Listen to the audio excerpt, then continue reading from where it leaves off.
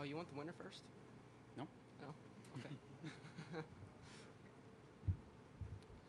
We're joined by second place finisher in the Blue Ox 100 in the NASCAR K&N Pro Series East, Ben Rhodes. Ben drives the number 41 Alpha Energy Solutions Chevrolet for owner Steve Turner and crew chief Mark McFarland. Ben this is his fourth top five in 5 races this season. He was named to the NASCAR Next program for the second consecutive year yesterday, and he will retain his lead in the point standings. I don't have the exact numbers on that. Ben, talk about your race today. Well, I think we had a really good race. You know, we just kind of rode in fourth, fifth place the whole race, just trying to save our stuff. And then there at the end, when I saw Cole go, I was like, uh-oh, it's time to go. There he is smiling over there about it. So I knew he had a really fast car. He passed his teammate like it was nothing, and I was lucky to get past his teammate on the outside there on the restart. And from there on, I think it was just me and him riding out there trying to go at it. I was trying to catch him, though. He had a really fast car, and really good day for us. I couldn't get the loose off in practice. We just didn't have any forward drive, and right where I didn't have forward drive in practice, that's where Cole had more than me. So he was able to get me on exit, but I was able to get him on entry. So good day, good points day. I'm really happy with our finish. Questions for Ben? I'm Jeff Clark from USA Today. I follow you on Twitter. I know who you are. Right on. I was wondering how much sleep you got last night and what time you finally made it to bed and what time you had to get up this morning. Well, we were actually waiting in the car. I wasn't in my fire suit or anything. We were waiting in the car, kind of just waiting for the announcement that it was canceled. And as soon as that happened, I was like, let's drive, Dad. We're going to the hotel. I want some sleep. The guys were asleep in the holler. So I didn't get, oh, how should I say this? I got plenty of sleep. We'll just go with a safe answer. 6:15. So, I mean, it's a little past my bedtime when I went to bed, and a little earlier than I get up for school days, too. Additional questions for Ben? Back with Chris.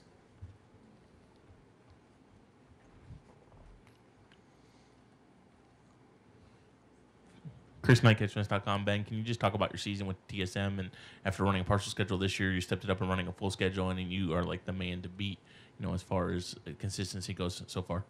Well, TSM gives me really good cars. Very fortunate to be with them. They're a great organization. They got a lot of great people. I love spending time down there in the shop. That really helped me last year. I spent the whole summer living with Mike Ricci, and, that's taught me a lot about how the race cars work, what I should be feeling, what needs to be changed. I can come in and tell them specific things. We need to pull the rear end forward. We might just different stuff, and that's really helped me. I think that's contributing to some of the consistency we have this year. But then again, I have a great crew chief, great team supporting me. Anything else for Ben? All right, we're also joined by third place finisher Nick Drake. Nick is from Mooresville, North Carolina, drives the Napa Auto Parts Toyota for car owner Bill McAnally and crew chief Dave McCarty. Nick earned his first series career pole win yesterday. He is also a Sunoco Rookie of the Year contender, and this is just his 5th race in the series, and he scored his second top 5 today. Nick, talk about your race today. It started off pretty good. We led about half the race, and then just saving tires. That whole field was saving tires, and then Cole got around us on that restart, and then Ben got around us on the restart after that. And it seemed like once they got strung out by a couple car lengths, we were all so close, and we couldn't really run each other down. So we just sort of rode in third, and at the end there was no grip. The track was pretty green, and you just couldn't run those guys down at the end. I think we were okay if we were in the lead. I feel like just whoever was leading was gonna stay out front just due to the fact that there was no grip in the track. But I'll take a third. It was a good day for both us and Cole and the Bill McAnally racing team. Questions for Nick? Chris in the back there.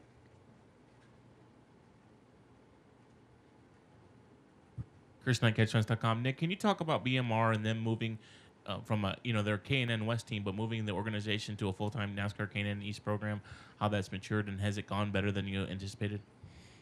Yeah, it's gone really well so far.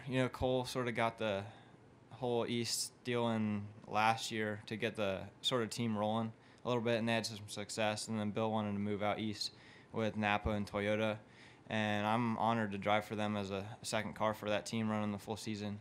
And it's been a good season so far. We got a lot of support, and it's good to run third here to get back on track after, we blew a tire at Bristol and struggled at Greenville, and now we're back on track to where we were at the beginning of the year. Jeff? Jeff Gluck from USA Today. Am I right in saying that the track still wasn't taking much rubber this morning throughout your race, if you're saying it was pretty green by the end? Yeah, it definitely felt like it had less grip than it did, yesterday and the day before. Qualifying yesterday, the track seemed to have a ton of grip, and then today, the sun was out. I think it was hot, kind of slick for all of us, but it was still fun to race on.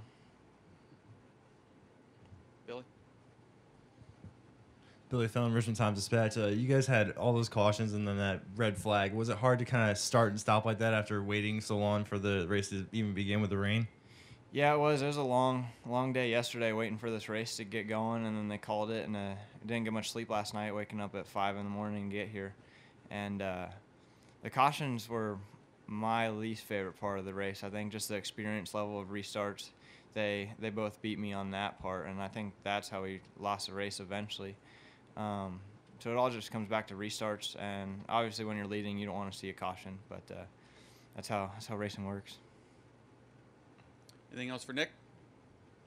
All right, Nick, congratulations, and enjoy the rest of your day.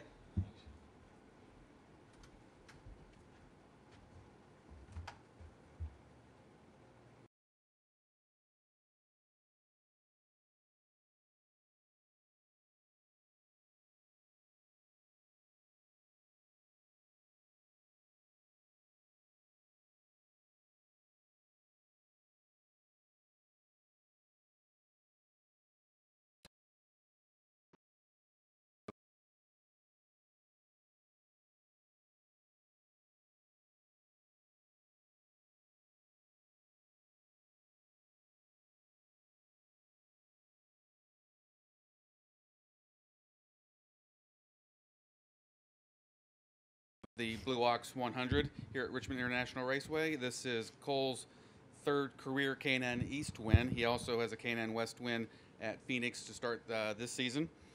Cole was named to the NASCAR Next program yesterday. Cole's from Ladera Ranch, California, drives the Napa Auto Parts Haas Automation Chevrolet for car owner Bill McAnally and crew chief Matt Goslin.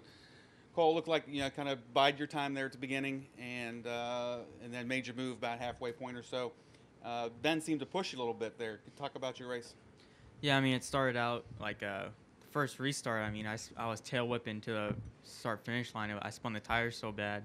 But and then on the next restart, I still spun the tires. And on the next one, I finally figured it out, and I was able to just get a good run and get around and get to the lead. But, we just rode behind Nick for a long time, and then we got him on that restart. And then I was running in front, and I wasn't saving as much as I was before, because it's really hard when you're in the lead.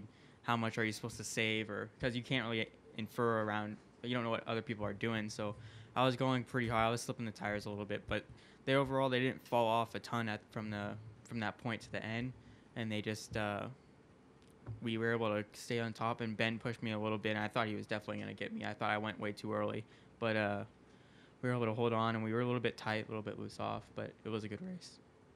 Questions for Cole? Mike right there. Followed by Jeff. Mike Neff from FrontStretch.com. Cole, you got out in the lead, had a pretty decent lead. Took Ben a little while to get by Nick, and it felt like he reeled you in. But every time you got to a lap car, it seemed like you pulled a tenth or two on him. Was it a matter of where you were catching those cars, or did you just have a little better drive off the corner than he did? I think we did get around lappers pretty good today. I think we definitely caught him in the right spot. But I was able to get off turn 2 pretty good. Just be able to get full throttle pretty soon. But off of 4 we weren't the best. So off of 2 I think we were pulling them a good amount. But we were just loose off, which is, I think probably all of us weren't wide open until we got to the wall coming off 4. So we were just all loose off. Jeff, you're in front. Jeff Gluck from USA Today. I was just wondering how much sleep you got and what time you had to get up this morning to be here. Actually, our TV wasn't working, so I didn't get to watch the Nationwide race, but I went to bed about 9:30 probably, so I got a good amount of sleep. got up about 6 or so, I think, 6:30. Chris in the back. ChrisKnight.com. Cole, a lot of good things happening for you right now. Winning races, announced as the NASCAR Next driver yesterday. Can you talk about how you're embracing all that, and has it really sunk? Has that all started to sink in? Yeah, I mean, it's awesome being a part of that program. I mean, last year, like, you don't really know what it is. You're not really in it. You just see, like, kind of guys walking around in NASCAR Next shirts. But when you're in it, it's like they actually teach you a lot of stuff about media and how you're supposed to act and everything. It's just an awesome program that gets you a lot of exposure and gets you a lot of teaching on what you're supposed to do with the media. Anything else for Cole? All right, congratulations, Cole, and we'll see you at Iowa. Yep.